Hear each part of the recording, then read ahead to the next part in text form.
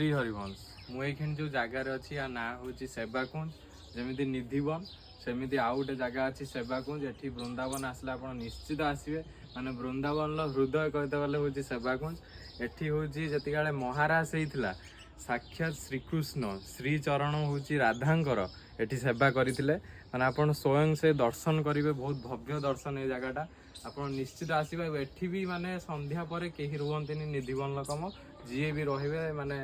सी either हूँ गुंगा नहले मरवे तो से आप निश्चित आसिक थरे निश्चित देखा दर्शन करके ही जी श्री हरिवंश।